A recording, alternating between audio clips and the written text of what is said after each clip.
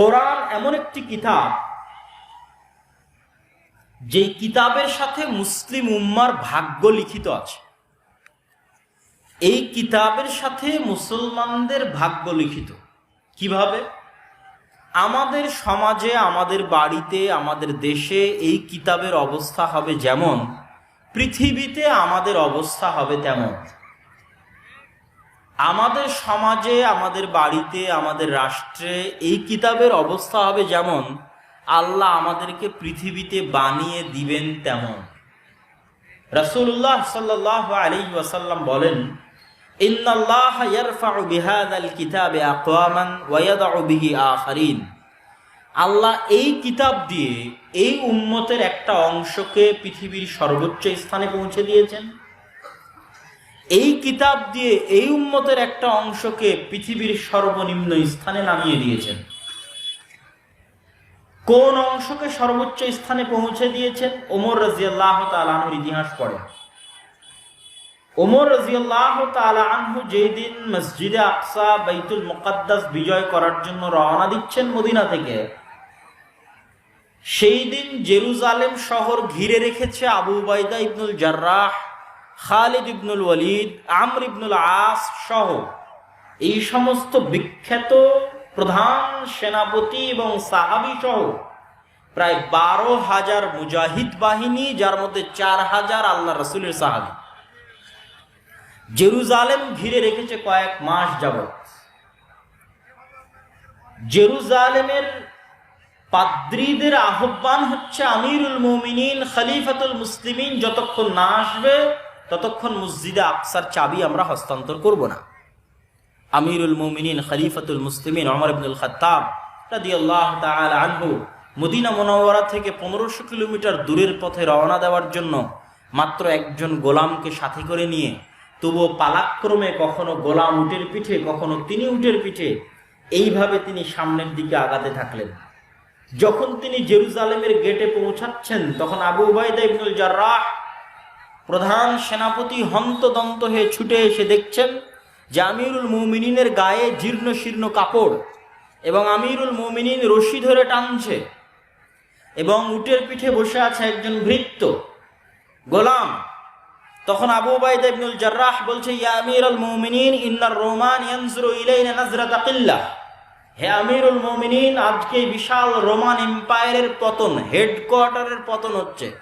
আজকের যুগে বাংলাদেশের হাতে বা আফগানিস্তানের হাতে আমেরিকার পতন যেমন, যে আফগানিস্তান থেকে কেউ গিয়ে আমেরিকার নিউ নিল, পাহাড় থেকে উঠে আসা, মরুভূমি থেকে উঠে আসা কোনো এক কৃষক, ঠিক তেমনি রোমান এম্পায়ারের হেডকোয়ার্টার জেরুজালেম বিজয় করছে মরুভূমি থেকে উঠে আসা একজন তৎকালীন যুগের, তাদের 20-30 বছর আগের যুগের একজন রাখাল। তিনি এখন আমিরুল মুমিনিন খলিফাতুল মুসলিমিন ওমর ইবনুল খাত্তাব। তো হে আমিরুল মুমিনিন, তারা আমাদের দিকে নিচু দৃষ্টিতে দেখবে যে দেখো মুসলমানদের আমিরের অবস্থা কি, খলিফার অবস্থা কি। তখন ওমর ইবনুল খাত্তাব রাদিয়াল্লাহু তাআলা আনহু ধমক দিয়ে বললেন, আবু উবাইদা, এই কথা যদি তুমি না হে অন্য কেউ বলতে আমি এত কষ্ট পেতাম না। আবু উবাইদা শোনো, কুন্না কওমান আযিল্লাহ, আজ থেকে 20-30 বছর আগে জাহিলিয়াতের যুগে আরবের মরুভূমিতে মক্কা এবং মদিনায় গত 1000 বছরেও কোনো সাম্রাজ্য কায়েম হয়নি, গত 100 বছরেও কোনো রাজত্ব তৈরি হয়নি। আমরা সেই জাহিলি যুগের মরুভূমির রাখাল, অন্ধকারাচ্ছন্ন যুগের মানুষ। আমাদের না কোনো নাম ছিল, না সুনাম, না খ্যাতি, না আমাদের দুনিয়াতে কেউ চিনত, না আমাদের কোনো টাকা পয়সা ছিল, না ক্ষমতা, না রাজত্ব ছিল। কুন্না কওমান আযিল্লাহ, আমরা নাম পরিচয়বিহীন এক অধঃপতিত জাহিলি যুগে বসবাস করা একদল মানুষ ছিলাম। আজ আল্লাহ আমার মতো ওমর রাদিয়াল্লাহু তাআলা আনহুকে কোন পর্যায়ে পৌঁছে দিয়েছে যে আমি রোমান এম্পায়ারের হেডকোয়ার্টার জেরুজালেম বিজয় করছি। তার কারণ কি জানো? ইসলাম, কোরআন, এই কিতাবের মূল্যায়ন, দ্বীনের মূল্যায়ন। উপস্থিত 4000 সাহাবীর মধ্যে কোরআনের মূল্যায়ন যেমন ছিল, দ্বীনের মূল্যায়ন যেমন ছিল, পৃথিবীতে তাদের ক্ষমতা তেমন ছিল।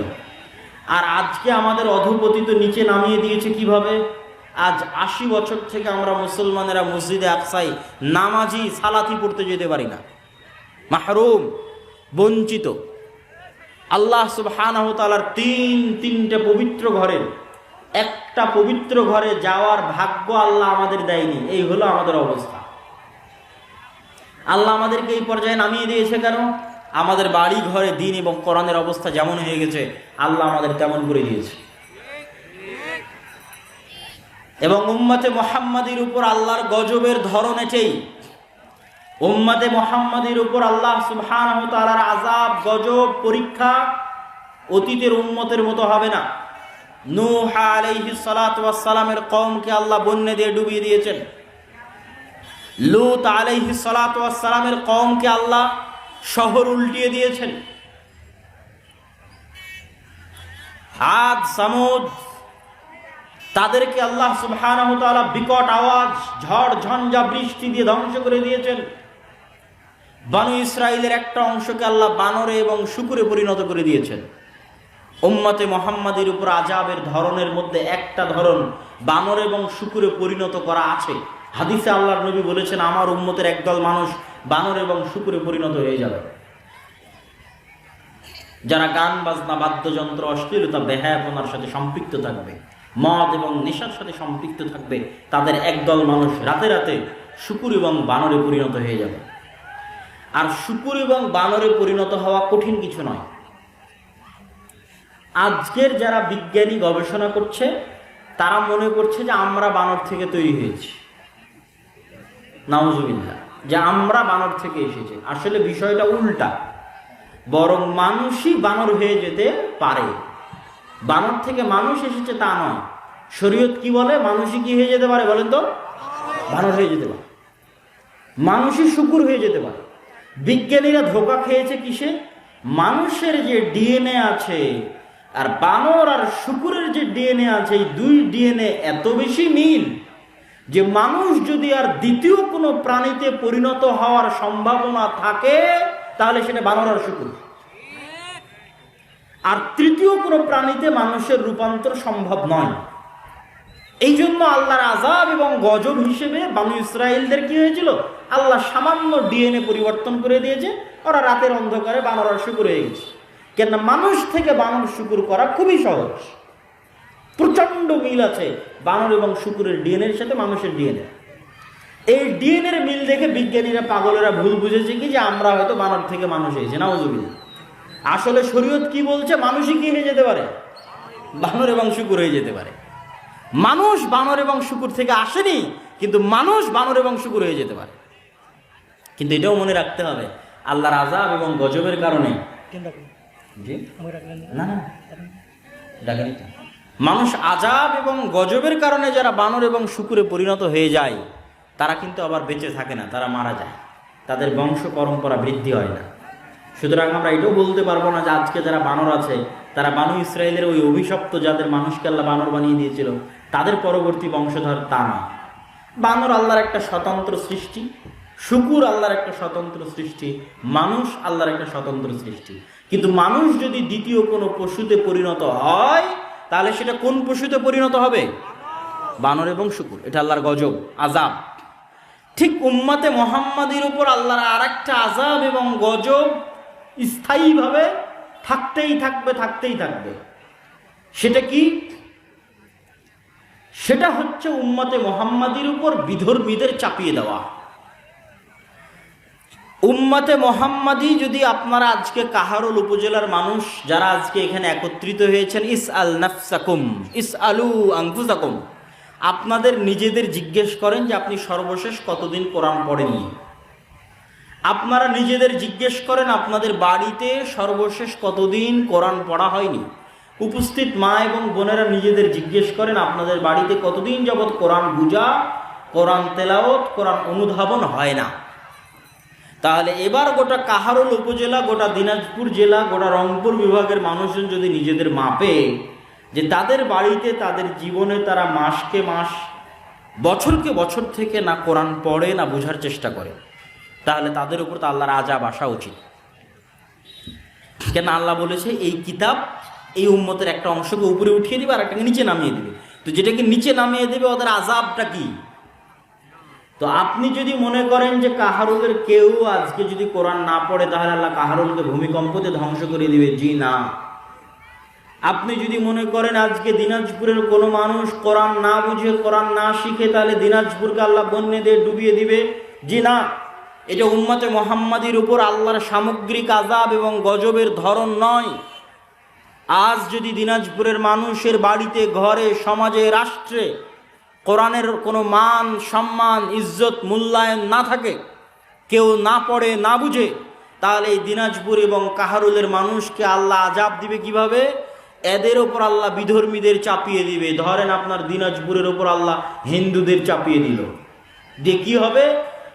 একদিনে, এখন এই মুহূর্তে এখানে উপস্থিত সব মানুষকে যদি এখন বম মেরে হত্যা করে দেওয়া হয়, আল্লাহর কসম পৃথিবীতে কেউ জিজ্ঞেস করেনই থাকবে না যে কাহারুলে এরকম 5,000 মানুষ এক জায়গায় জমা হয়েছিল, সবকে বম দিয়ে উড়িয়ে দেওয়া হয়েছে, জিজ্ঞেস করার থাকবে না।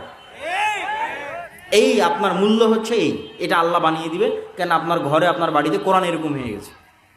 গোটা দিনাজপুরের মানুষকে যদি একদিনে জবাই করে দেওয়া হয়, সারা পৃথিবীর কোনো কোনায় উচ্চারিতই হবে না দিনাজপুরের নাম, যে দিনাজপুরে 1 লক্ষ মানুষ ছিল, একদিনে হিন্দুরা জবাই করে দিয়েছে, কেউ নামই নেবে না। কেন? আপনার বাড়িতে, আপনার ঘরে কোরআন এরকম হয়ে গেছে। আমি যদি বুঝাতে না পারি, এটা আমার ব্যর্থতা। কিন্তু কোরআন এবং হাদিস থেকে ব্যাখ্যা করেই আপনাকে আমি বলতেছি যে উম্মতে মুহাম্মাদির উপর আযাবের ধরন হচ্ছে এটা, শাস্তি, গজবের ধরন হচ্ছে এটা। এবং এইভাবে আল্লাহ উম্মতে মুহাম্মাদিকে আযাব এবং গজব দিয়েছে। অন্য কোনোভাবে আপনি পাবেন না যে গোটা 1400 বছরের ইতিহাসে কোনো মুসলিম শহর মাটিতে ধসে গেছে, পাবেন না। কোনো মুসলিম শহর সমূলে বন্যায় ধ্বংস হয়ে গেছে, পাবেন না। মানে কি মুসলমানরা আজীবনই ভালো ছিল? না। কিন্তু কি পাবেন? বাগদাদের ইতিহাস পড়ে দেখেন, একদিনে লক্ষ লক্ষ মুসলমানকে জবাই করেছে আলাকুকা। এটা শাস্তি, এটা আযাব। স্পেনের ইতিহাস পড়ে দেখেন কিভাবে নিদারুণ, করুণ ও বর্বরভাবে স্পেন থেকে মুসলমানদের বিতাড়িত করা হয়েছে, এটাই শাস্তি। রোহিঙ্গাদের চোখের সামনে দেখে আসেন যে কিভাবে রোহিঙ্গাদেরকে তাদের দেশ থেকে বিতাড়িত করা হচ্ছে। ফিলিস্তিনকে চোখের সামনে দেখেন, সম্মানিত উপস্থিতি। এবং এখান থেকে শিক্ষা গ্রহণ করতে হবে। শিক্ষা গ্রহণ না করলে আপনিও একদিন গাজা হয়ে যাবেন। মানে আপনার বাংলাদেশও একদিন কি হয়ে যাবে? গাজা, ফিলিস্তিনের গাজা। এবং ফিলিস্তিনের গাজার চেয়ে বেশি ভয়ঙ্কর হবে। ফিলিস্তিনের গাজায় তো তাও আশেপাশে মুসলমান দেশ আছে, 2-5টা সহযোগিতা করতে পারছে। আপনার বাংলাদেশকে যদি গাজা বানিয়ে দিই, তো বাংলাদেশে 2-10 কিলোমিটার, 50 কিলোমিটারের মধ্যে কোনো মুসলমান দেশ নাই। সুতরাং আপনার এখানে সহযোগিতা পৌঁছানোর মতো কেউ থাকবে না। তাহলে আপনাকে আল্লাহর আযাব এবং গজব থেকে বাঁচতে হবে। আযাব এবং গজব থেকে বাঁচতে দিনের রাস্তায় ফিরে আসতে হবে। দিনকে যে জাতি যত শক্ত করে আঁকড়ে ধরবে, ওদের আত্মমর্যাদা, আত্মসম্মান আল্লাহ তত বাড়িয়ে দিবে। পৃথিবীতে ওদের শক্তি, সাহস, দাপট আল্লাহ তত বাড়িয়ে দিবে। তাদের মাটিতে তাদের পা আল্লাহ তত মজবুত করে দিবে। এটার জ্বলন্ত উদাহরণ মুসলমানেরা। সম্মানিত উপস্থিতি, এই জন্য আমাদেরকে দিনের রাস্তায় ফিরে আসা ছাড়া, আমাদের মসজিদগুলোতে মৌলিক দিন শিক্ষার ব্যবস্থা করা ছাড়া, আমাদের শতভাগ মুসলমান সন্তানের কাছে দিনের ন্যূনতম জ্ঞান পৌঁছে দেওয়া ছাড়া, শিক্ষার এই আন্দোলন, শিক্ষার এই সংগ্রাম ছাড়া, কেন এই দিনটা হচ্ছে জ্ঞানের দিন। আল উলামা ওয়ারাসাতুল আম্বিয়া লা ইউরিসুনা দিনারান ওয়ালা দিরহামান। এই দিনটা জ্ঞানের দিন। আমাদের নবী মুহাম্মদ সাল্লাল্লাহু আলাইহি ওয়াসাল্লাম আল্লাহর কাছ থেকে জ্ঞান রিসিভ করেছেন। সেই জ্ঞান তিনি আমাদের পৌঁছে দিয়ে গেছেন এই কোরআনে এবং হাদিসে। ইসলাম এসেছে জাহিলিয়াত, মূর্খতার বিপরীতে। ইসলামের প্রথম আয়াত ইকরা বিসমি রাব্বিকাল্লাযী খালাক, তোমরা পড়ো। এই বইয়ের নাম হচ্ছে কোরআন। কোরআন শব্দের অর্থ হচ্ছে পড়া। কোরআন শব্দের শাব্দিক অর্থ হচ্ছে অত্যাধিক পাঠকৃত, পঠিত। তথা পুরো দিনটা হচ্ছে জ্ঞানের দিন। জ্ঞানের ট্রান্সফরমেশন যত বেশি হবে, এই দিন তত ছড়িয়ে যাবে। কিয়ামত পর্যন্ত আর কোনো নবী আসবে না, কিন্তু এই দিনকে ছড়িয়ে দিবে কারা? এই জ্ঞানের উত্তরসূরি যারা, তারা। এই জন্য আমাদের সর্বোচ্চ চেষ্টা করতে হবে জ্ঞান পৌঁছে দেওয়ার। মুসলমানের সন্তানের কাছে দ্বীনের ন্যূনতম মৌলিক জ্ঞান পৌঁছে দেওয়া। এটাই দাওয়াতি কাজ, এটাই শ্রেষ্ঠ দাওয়াতি কাজ। রাসূলুল্লাহ সাল্লাল্লাহু আলাইহি ওয়াসাল্লাম বলেছেন, খায়রুকুম মান তাআল্লামাল কুরআন ওয়া আল্লামা, তোমাদের মধ্যে সর্বশ্রেষ্ঠ সে যে কোরআন শিখে এবং শিখায়। এটাই শ্রেষ্ঠ দাওয়াতি কাজ। আর এই জন্য এই শিক্ষার দাওয়াতি কাজের সবচেয়ে বড় শত্রু, কোরআনের জ্ঞান ছড়িয়ে দেওয়ার দাওয়াতি কাজের সবচেয়ে বড় শত্রু শয়তান। সবচেয়ে বড় শত্রুকে বলেন শয়তান। আপনাকে আমি দলিল দিই, শয়তান যে সবচেয়ে বড় শত্রু তার দলিল। আমরা খাবারের শুরুতে বললাম বিসমিল্লাহ, পানির শুরুতে বললাম বিসমিল্লাহ, বাথরুম টয়লেটে গিয়ে যাওয়ার শুরুতে বললাম বিসমিল্লাহ, যে কোনো ভালো কাজের শুরুতে বললাম বিসমিল্লাহ, পশু প্রাণী জবাই করার শুরুতে বললাম বিসমিল্লাহ, আর কোরআন পড়ার শুরুতে বললাম আউযু বিল্লাহি মিনাশ শাইতানির রাজিম। একমাত্র ব্যতিক্রম কোরআন, যার শুরুতে আপনাকে শয়তান থেকে বাঁচতে চাইতে হবে, তারপরে বিসমিল্লাহ। কোরআন পড়ার শুরুতে আগে শয়তান থেকে বাঁচতে চাও, তারপরে বিসমিল্লাহ বলো। কেন? এই কোরআন তোমাকে শয়তান পড়তে দিবে না, এই কোরআন তোমাকে শয়তান শিখতে দিবে না। আমরা যতজন গত 1 মাস, 6 মাস, 5 দিন, 1 সপ্তাহ, 10 দিন যাবৎ কোরআন থেকে দূরে আছি, কোরআন বুঝা এবং কোরআন শিখা এবং পড়া থেকে দূরে আছে, আমাদেরকে কে দূরে রেখেছে ভাই?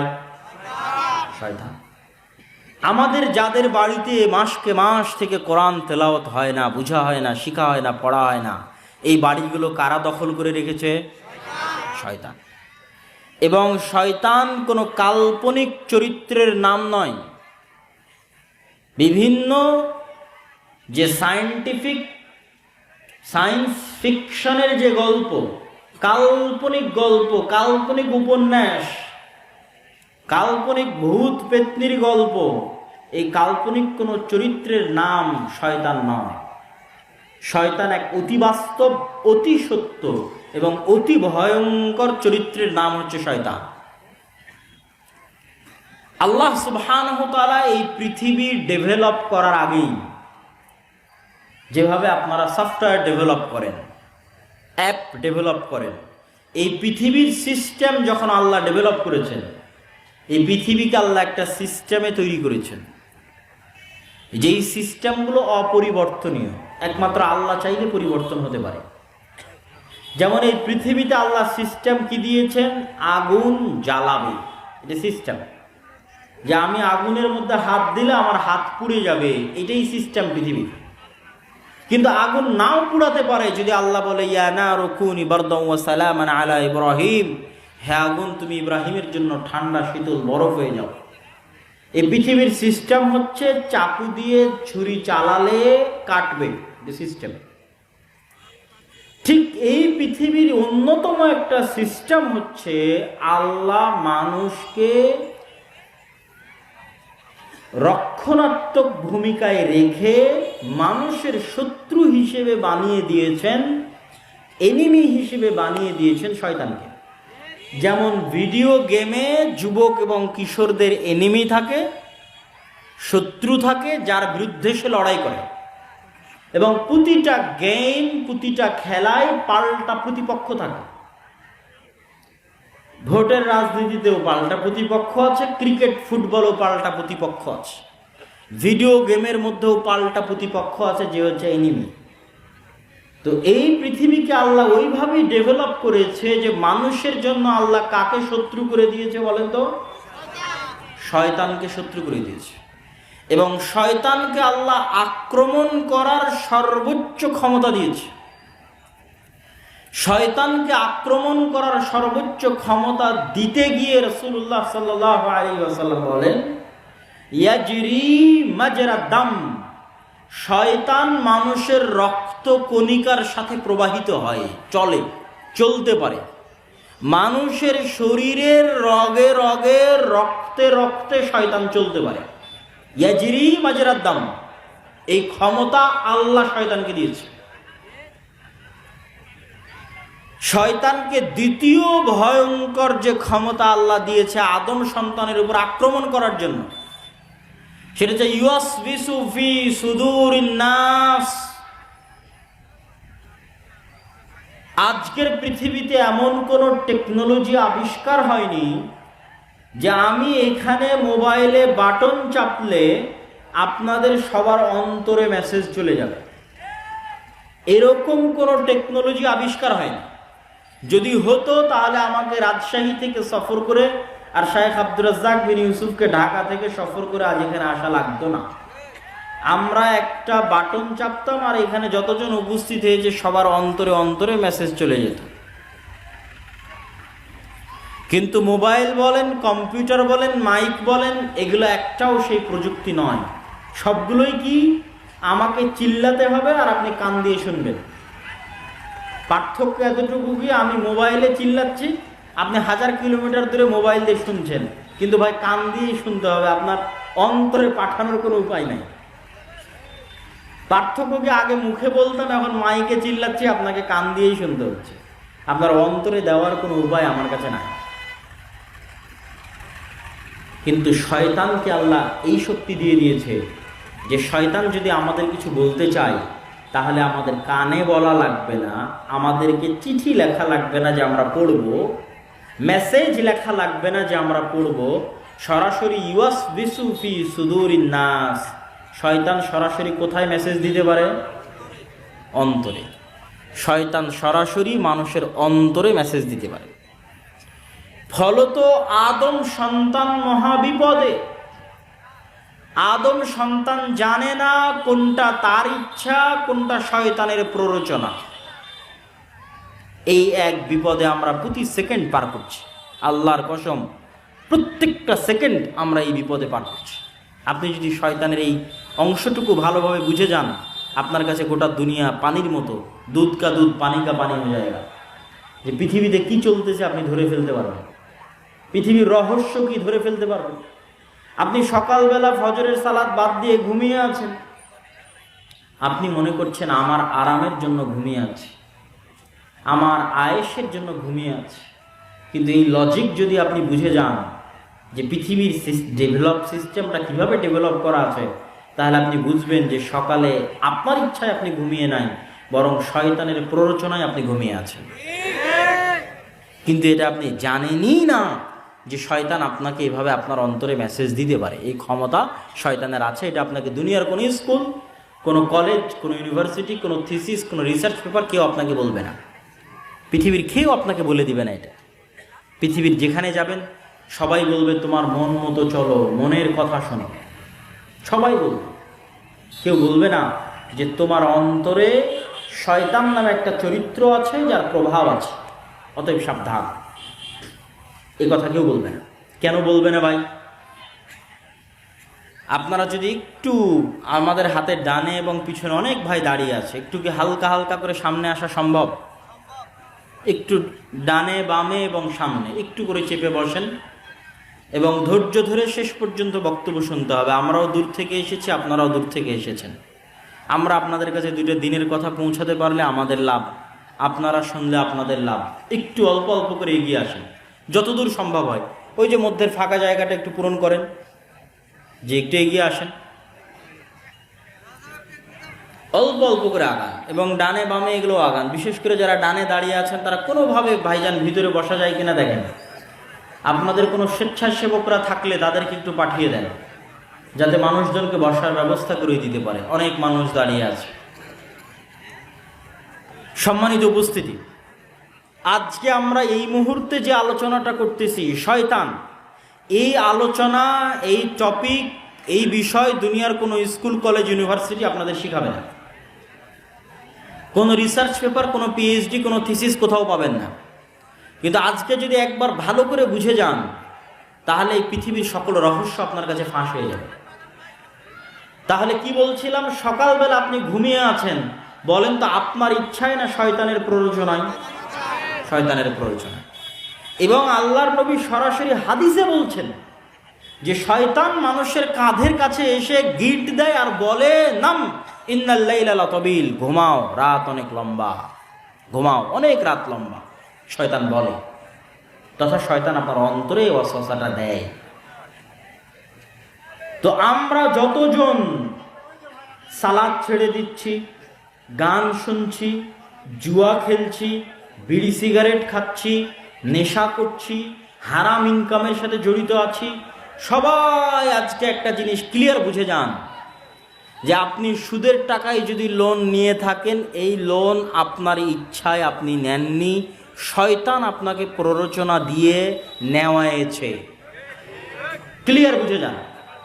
আপনি যদি গান শুনতে আপনার ভালো লাগে, আমি আপনাকে আল্লাহর কসম করে বলছি, এটা আপনার নিজের পরিপূর্ণ ইচ্ছা নয়, বরং এখানে শয়তানের প্ররোচনা আছে।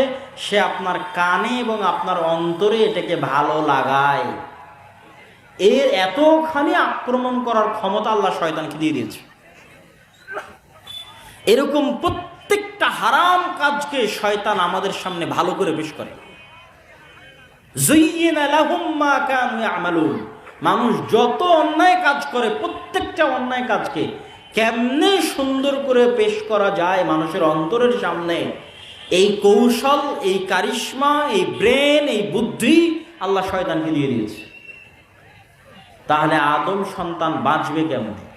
এত বড় আক্রমণ করার ক্ষমতা যদি আল্লাহ শয়তানকে দিয়ে দেয়, তাহলে পৃথিবীতে ভারসাম্য রক্ষা হবে কেমনে?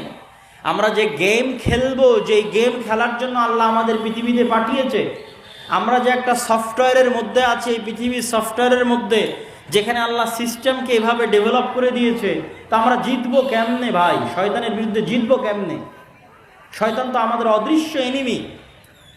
তার জন্য আল্লাহ সুবহানাহু ওয়া তাআলা কোরআন মাজিদে দুটো কথা বলেছেন। এক, ফাইম্মা ইয়াতিয়ান্নাকুম মিন্নি হুদান ফামান তাবিআ হুদায়া ফালা খাউফুন আলাইহিম ওয়ালা হুম ইয়াহজানুন। আমার পক্ষ থেকে তোমাদের নিকটে আসবে হেদায়াত, তোমরা যদি এই হেদায়াতের অনুসরণ করো, একদম যেখানে আদম আলাইহিস সালাতু ওয়াস সালামের ঘটনা আল্লাহ বলেছে, সেখানে আল্লাহ সুবহানাহু ওয়া তাআলা বলছে, কুলনাহবিতু মিনহা জামিআ, যে জান্নাত এবং আসমান সব জায়গা থেকে আল্লাহ নামিয়ে দিলেন। জান্নাত থেকে আদমকে নামিয়ে দিলেন, আসমান থেকে ইবলিসকে নামিয়ে দিলেন। নামিয়ে দেওয়ার পর আল্লাহ তাদের পরস্পরকে কি করে দিলেন? শত্রু করে দিলেন। ওখানে আল্লাহ বলছে, ওয়াকুলনাহবিতু বা'দুকুম লিবা'দিন আদু, তোমরা নেমে যাও, তোমরা পরস্পরের শত্রু। এখান থেকে গেম শুরু, প্রতিযোগিতা শুরু, কিয়ামত পর্যন্ত এই প্রতিযোগিতা চলবে। আল্লাহ কোরআনে বলে, এই সিস্টেম যে পৃথিবী আল্লাহ এইভাবে ডেভেলপ করেছে, এটা আল্লাহ কোরআনে বলে দিয়েছে স্পষ্ট করে, যে আমার পৃথিবী এভাবে ডেভেলপ করা আছে যে শয়তান তোমার শত্রু এবং তাকে আমি এই ক্ষমতা দিয়েছি। এখন তুমি বাঁচবা কিভাবে? ফাইম্মা ইয়াতিয়ান্নাকুম মিন্নি হুদান ফামান তাবিআ হুদায়া ফালা খাউফুন আলাইহিম ওয়ালা হুম ইয়াহজানুন। তোমাদেরকে বাঁচানোর জন্য আমি যুগে যুগে নবী পাঠাবো, রাসূল পাঠাবো, আর নবী আর রাসূলের সাথে আমার কিতাব পাঠাবো। প্রত্যেক যুগে যারা আমার পাঠানো নবী, রাসূল এবং কিতাবের কথা মেনে নিবে, তাদের কোনো ভয় নাই, কোনো দুশ্চিন্তা নাই, শয়তান তাদের কোনো ক্ষতি করতে পারবে না। বলেন আল্লাহু আকবার। কিন্তু এই কোরআন থাকার পরেও, নবী থাকার পরেও মানুষ যেভাবে আল্লাহ শয়তানকে ক্ষমতা দিয়েছে, ভয়ঙ্কর লেভেলের ক্ষমতা, সেখানে মানুষ পথভ্রষ্ট হবে না? হবে না? বলেন হবে। যেখানে আমাদের আদি পিতা পথভ্রষ্ট হয়ে গেছে, তাকে শয়তান ভ্রান্ত পথে নিয়ে চলে গেছে, সেখানে আমরা তো করবই। আমাদের আদি পিতা যদি ভুল করে থাকে, আমাদেরও ভুল হবে। এই জন্য আল্লাহর পক্ষ থেকে যুদ্ধে জিতার জন্য আল্লাহর পক্ষ থেকে ছাড়, অফার, যে এইটা হলো আমার লজিক, এই লজিকে তোমরা যুদ্ধ করো। আমি শয়তানকে দিয়েছি এই ক্ষমতা, তোমাদের জন্য দিয়েছি নবী, রাসূল, কিতাব, লড়তে থাকো। তারপরও তোমাদের জন্য বিশেষ অফার, আমি আল্লাহ তোমাদের জান্নাতে নিয়ে যেতে চাই, আর শয়তান তোমাদেরকে জাহান্নামে নিয়ে যেতে চায়। শয়তানের ওয়াদা এবং শয়তানের শপথ হচ্ছে শয়তান আমাদেরকে জাহান্নামে নিয়ে যাবে। শয়তানের ওয়াদা কি? শয়তান বলছে, ওয়ালা উদিল্লান্নাহুম ওয়ালা উমান্নিয়ান্নাহুম ওয়ালা আমুরান্নাহুম, অবশ্যই আমি আদম সন্তানকে পথভ্রষ্ট করব, যে কোনো মূল্যে আমি আদম সন্তানকে পথভ্রষ্ট করব। এটা হচ্ছে শয়তানের ওয়াদা।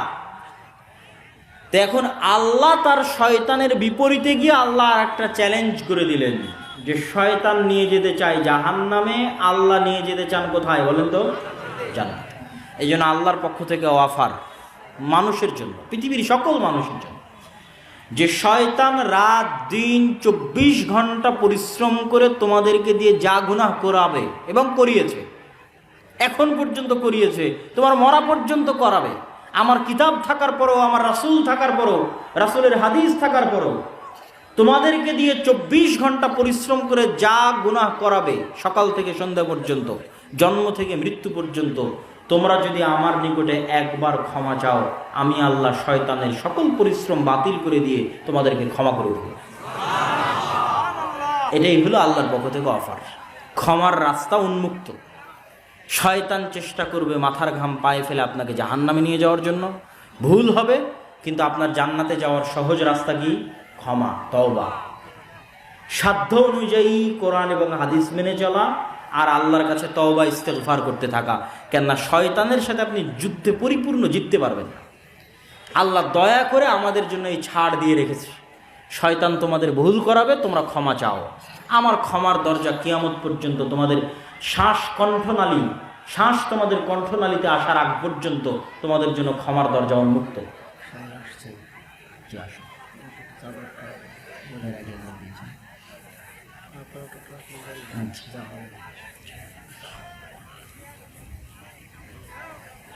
তো শয়তানের এই লজিক যে পৃথিবীকে আল্লাহ সুবহানাহু ওয়া তাআলা এভাবে ডেভেলপ করেছেন, পৃথিবীভাবে পরিচালিত হচ্ছে, আর এই কথাটুকু আপনাকে অন্যরা কেন বলে দিবে না?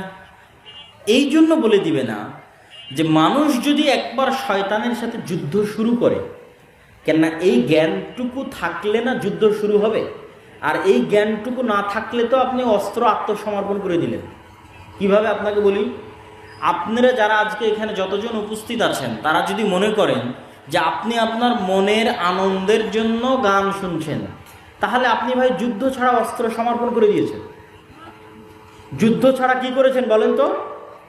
একটু কথা বলতে হবে। যুদ্ধ ছাড়া কি করেছেন? অস্ত্র সারেন্ডার করেছেন শয়তানের সামনে। যদি আপনি মনে করেন যে আপনার প্রশান্তির জন্য আপনি শুনছেন, আপনি আপনার প্রয়োজনে খুব দরকার এই জন্য আপনি সুদের লোনের টাকায় আপনি বাড়ি বানিয়েছেন, তাহলে আপনি আগেই অস্ত্র সমাপন করে দিয়েছেন। আপনাকে যুদ্ধটা অন্তত শুরু করতে হবে, আর এই যুদ্ধটা শুরু করার জন্য আপনাকে বিশ্বাস রাখতে হবে যে প্রত্যেক যে কাজের কথা আল্লাহ এবং তার রাসূল নিষেধ করেছে কোরআনে এবং হাদিসে, এই কাজ করার চিন্তা যদি আপনার অন্তরে আসে, কেননা এটা ইনস্ট্রাকশন ভাই, যে কোন রাস্তায় গেলে আপনি গুলি খাবেন, আর কোন রাস্তায় গেলে মারামারি গন্ডগোল চলতেছে, কোন রাস্তায় গেলে পুলিশ আপনাকে ধরে নিবে, আর কোন রাস্তায় গেলে আপনি ডাকাতের শিকার হবেন। এটা তো ইনস্ট্রাকশন। গেমের মধ্যে যেমন আপনাকে ইনস্ট্রাকশন দেয়, এই রোডে তোমার শত্রু আছে, এই রোড দিয়ে যাও, এই দিক দিয়ে, এই ঘরে তুমি অস্ত্র পাবা, তা আপনি তো জানেন না, আপনি কিছুই জানেন না, জিরো। আপনার অন্তরের উপর আপনার কন্ট্রোল ক্ষমতা নাই, আপনি করবেন কি পৃথিবীতে এসে? কে জানাবে আপনাকে? This is the instruction. এখানে আপনাকে দিক নির্দেশনা দিবে, দেখো এটা শয়তানের, সাবধান, এটা শয়তানের। নিবেন একটা উদাহরণ দেয় আল্লাহ কোরআনে বলছে, ইন্নামাল খামরু ওয়াল মাইসিরু ওয়াল আনসাবু ওয়াল আজলাম রিজসুম মিন আমালিশ শাইতান। কোরআনে লেখা আছে, মানে আপনাকে ইনস্ট্রাকশনে লিখে দিয়ে পাঠানো আছে যে মদ, জুয়া, মূর্তি পূজা কার কাজ? ইনস্ট্রাকশনে লেখা আছে যে এই মদ, জুয়া এবং মূর্তি পূজার রাস্তায় যদি হাঁটো, তাহলে এটা কার রাস্তা? শয়তানের রাস্তা। তুমি বিপদে পড়ে যাবে, শয়তান তোমাকে ফাঁসিয়ে দিবে, সাবধান। তো আপনাকে অন্তত যুদ্ধটা স্টার্ট করতে হবে, শুরু করতে হবে। আপনি যদি বিড়িখোর হয়ে থাকেন, বিড়ি সিগারেটের নেশা থেকে থাকে, তাহলে আপনাকে প্রত্যেকটা বিড়ি খাওয়ার সময় মনে করতে হবে যে এই বিড়ি খাওয়ার প্ররোচনা আপনাকে কে দিচ্ছে? শয়তান দিচ্ছে। তাহলে অন্তত যুদ্ধটা শুরু হবে। না হলে তো আপনি অস্ত্র, বিনা যুদ্ধে অস্ত্র সমর্পণ করে দিয়েছেন। তারপরে আপনি 1000 বিড়ি খান, কিন্তু এটা মনে করে খান আপনাকে খাওয়াচ্ছে কে? শয়তান। আপনি যখন কোনো মেয়ের সাথে অবৈধ সম্পর্কে লিপ্ত আছেন, তখন আপনাকে কি মনে রাখতে হবে? এটা করাচ্ছে কে? তারও অন্তরে প্ররোচনা দিচ্ছে শয়তান, আপনার অন্তরে প্ররোচনা দিচ্ছে শয়তান। তাহলে যুদ্ধ শুরু হবে, আপনার ব্রেনে কাজ করবে যে আমি আর কতক্ষণ শয়তানের গোলামি করব, আর কতক্ষণ শয়তানের দাসত্ব করব।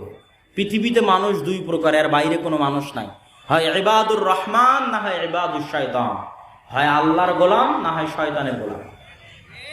আর পৃথিবীর এই যে লক্ষ লক্ষ মানুষ, সারা পৃথিবী, ইউরোপ, আমেরিকা, চায়না, এদেরকে শয়তান পাগল বানিয়ে রেখেছে। গোটা পৃথিবীর মানুষকে শয়তান কি বানিয়ে রেখেছে? পাগল বানিয়ে রেখেছে। তাদের কাছে এই লজিক কেউ কোনোদিন তুলেও ধরে না, কেউ কোনোদিন বলেও না, তারা জানেও না, সব শয়তানের গোলাম। এদের অন্তরগুলো কার কন্ট্রোলে আছে?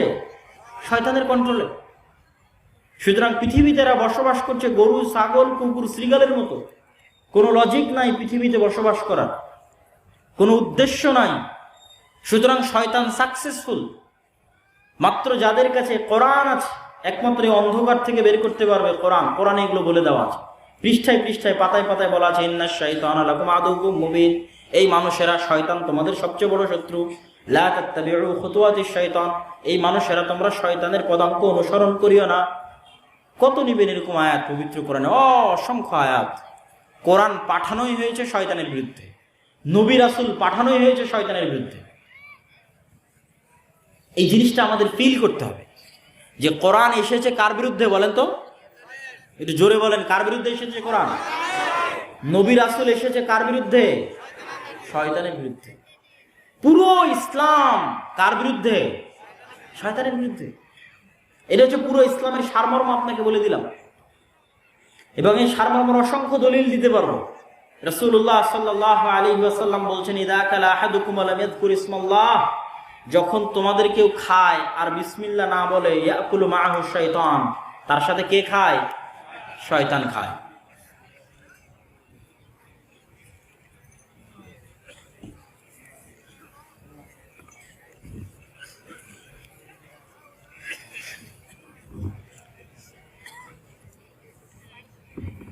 সম্মানিত উপস্থিতি, আমরা আমাদের এই সংক্ষিপ্ত আলোচনায় কয়েকটা বিষয় পরিষ্কার করলাম। এক, সমগ্র বিশ্বে মুসলমানদের শিক্ষার ভয়াবহ অবস্থা।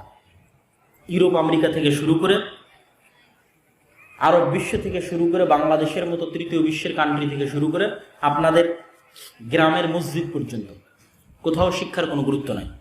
দ্বিতীয়ত, আমরা আপনাদের সামনে তুলে ধরলাম কোরআনের কি ভূমিকা থাকতে পারে একটা সমাজে, এবং আমাদের জন্য কোরআন বুঝা এবং পড়া কেন জরুরি। যতদূর আমার পক্ষে সম্ভব হয়েছে আমি ফুটিয়ে তোলার চেষ্টা করেছি। বক্তব্যের শেষে আপনাদের কাছে উদাত্ত আহ্বান জানাতে চাই যে আপনাদের মসজিদগুলোতে যদি দিন শিক্ষার ব্যবস্থা থেকে না থাকে, কোরআন শিক্ষার ব্যবস্থা থেকে না থাকে, তাহলে কমিটিকে বাধ্য করতে হবে দিন এবং কোরআন শিক্ষার ব্যবস্থা করার জন্য, অথবা কমিটিকে বাধ্য করতে হবে পদত্যাগ করার জন্য। তবুও মসজিদে দিন এবং কোরআন শিক্ষার ব্যবস্থা করতে হবে। দ্বিতীয়ত, মসজিদে যদি অর্থের সংকট মনে হয়, তাহলে মসজিদের টাইলস আর এসি আর ফ্যান বাজারে বিক্রি করে দিয়ে মসজিদে কোরআন শিক্ষা চালু করতে হবে। তবুও মসজিদে দিন এবং কোরআনের শিক্ষার ব্যবস্থা করতে হবে শতভাগ মুসলমানের কাছে দিনের জ্ঞান পৌঁছে দেওয়ার জন্য। এবং আমরা আল জামিয়া সালাফিয়ার পক্ষ থেকে এই উদ্যোগ নিয়ে কাজ করতেছি সারা দেশে। আপনারা যে যেভাবে পারেন এটার সাথে সম্পৃক্ত হয়ে আপনাদের মসজিদগুলোতে আমাদের সিলেবাস অনুযায়ী এবং আমাদের শিক্ষক ট্রেনিংয়ের মাধ্যমে শক্তিশালী মজবুত দিন শিক্ষার দুর্গ হিসেবে গড়ে তোলার জন্য প্রত্যেকটা মসজিদকে আপনাদের প্রতি আমি উদাত্ত আহ্বান জানাচ্ছি। পাশাপাশি আগামী 2রা ফেব্রুয়ারি সম্ভবত আল জামিয়া সালাফিয়া তেঘরা বিরল দিনাজপুরে সালাফি কনফারেন্স আছে। সেই সালাফি কনফারেন্সে আপনাদের স্বতঃস্ফূর্ত অংশগ্রহণ করার জন্য উদাত্ত আহ্বান জানাই। এবং আগামী ডিসেম্বরের শুরু থেকে গোটা রংপুর বিভাগে আমাদের যে দাওয়াতি সফর শুরু হচ্ছে, দিনাজপুর জেলাকে দিয়ে আমরা দাওয়াতি সফর শুরু করব ইনশাল্লাহ। এই দাওয়াতি সফরে আপনাদের স্বতঃস্ফূর্ত অংশগ্রহণ কামনা করে অত্র জালসার আয়োজন সহ দিনী কাজে সহযোগিতা করার জন্য দানের হাত বাড়িয়ে দেওয়ার উদাত্ত আহ্বান জানিয়ে আমি আমার বক্তব্য শেষ করতে চাচ্ছি। আপনাদের যদি স্বেচ্ছাসেবক ভাইয়েরা থাকে তাহলে তাদেরকে ভিতরে যাওয়ার জন্য আমি অনুরোধ জানাচ্ছি। তাদের হাতে আপনারা সাধ্য অনুযায়ী অত্র প্রতিষ্ঠান এবং অত্র সম্মেলনকে সহযোগিতা করণার্থে আল্লাহ সুবহানাহু ওয়া তাআলাকে সন্তুষ্টি করার লক্ষ্যে আপনারা অবশ্যই সহযোগিতা করার চেষ্টা করবেন। 5 টাকা হলেও 10 টাকা হলেও কেউ বাদ যাবেন না। এবং মহিলা প্যান্ডেলে যারা আছেন তারাও অংশগ্রহণ করবেন। আমার জানা মতে আজকে মহিলা প্যান্ডেলেও আমাদের বই পুস্তক রাখার ব্যবস্থা করা আছে সম্ভবত, আমি যতদূর জানি। তো সেক্ষেত্রে আপনারা আমাদের কায়দাকে মূল্যায়ন করার চেষ্টা করবেন। এবং আহলে হাদিস সমাজে আমরাই প্রথম কোরআন নিয়ে কাজ করতেছি, সুতরাং এই কায়দা এবং আমাদের কোরআন কেন্দ্রিক এই কাজকে আপনারা মূল্যায়ন করার চেষ্টা করবেন। আমাদের আরও যে সমস্ত বইগুলো আছে সেই বইগুলোকে মূল্যায়ন করার চেষ্টা করবেন। আপনাদেরকে ওই স্বেচ্ছাসেবক কেউ তো যেতে দেখলাম না।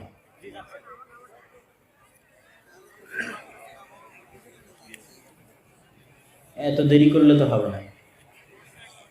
তো আমরা আপনাদেরকে আরো কয়েকটি বিষয় জানিয়ে রাখি এই স্বল্প সময়ের মধ্যে।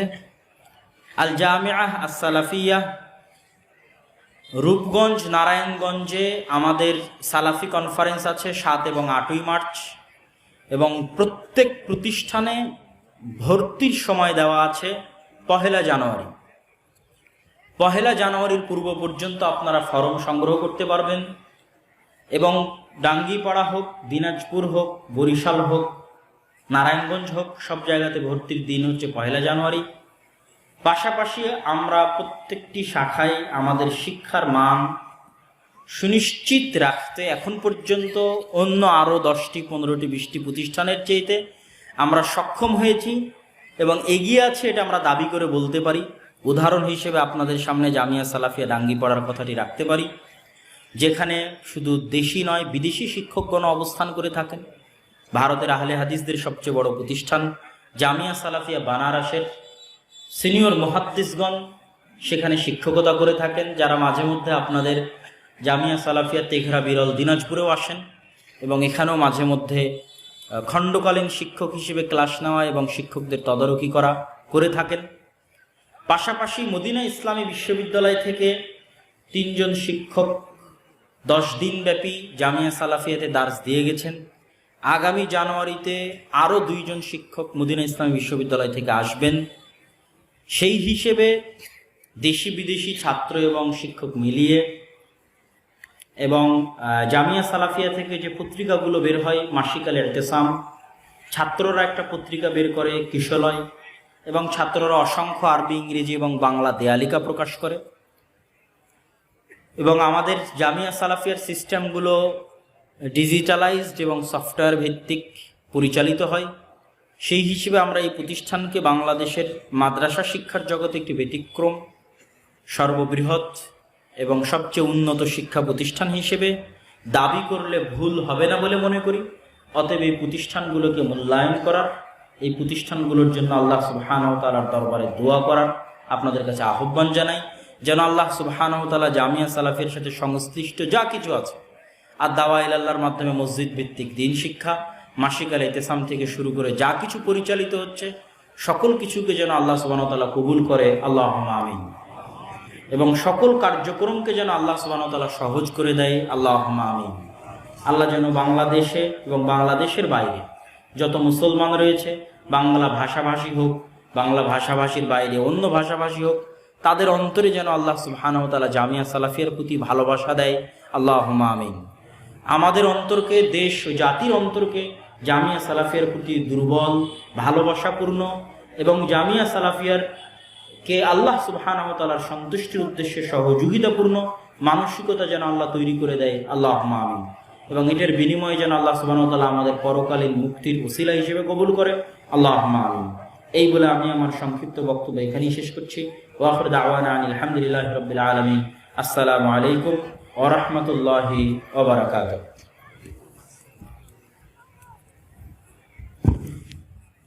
আসসালামু আলাইকুম।